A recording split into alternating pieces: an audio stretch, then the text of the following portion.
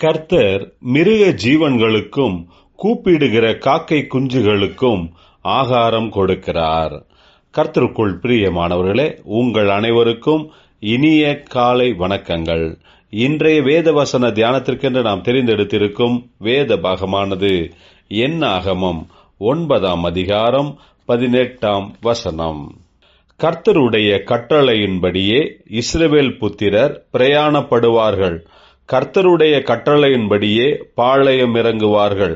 மேகம் வாசஸ்தலத்தின் மேல் தங்கியிருக்கும் நாளெல்லாம் அவர்கள் பாளையத்திலே தங்கியிருப்பார்கள். பிரியமானவர்களே, இன்றைய வேத தியானத்தின் தலைப்பு தேவனுடைய நடத்துதல் என்பதே.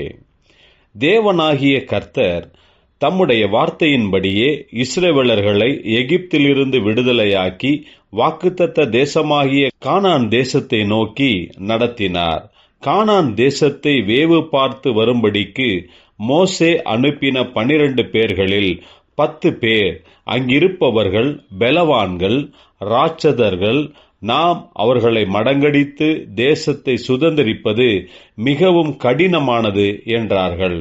மீதம் இருந்த 2 பேர்களான யோசுவாவும் காலேபும், கர்த்தர் நம்மோடு இருக்கிறார், நாம் நிச்சயம் கானான் தேசத்தை சுதந்தரிப்போம் என்றார்கள்.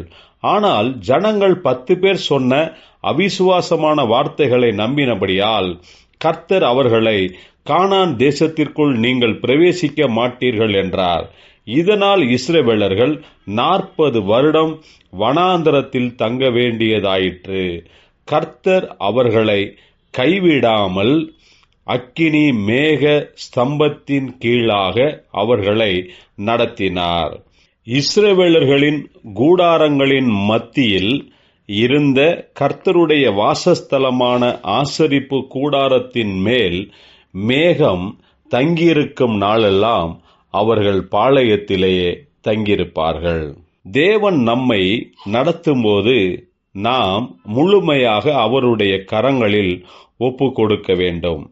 இன்றைக்கு அநேகர் இந்த உலகத்தின் தத்துவ போதனைகள், அவர்களுடைய சுய விருப்பம், இவைகளின் மேல் நம்பிக்கை வைத்து நடக்கிறவர்களாக இருக்கிறார்கள். அப்படி இல்லாமல் நாம் கர்த்தருடைய கரங்களில் ஒப்பு கொடுக்கும்போது அவரே நமக்கு ஆலோசனையை கொடுத்து அவரே நாம் போய் சேர வேண்டிய இடத்திற்கு நம்மை நடத்துகிறவராயிருக்கிறார்.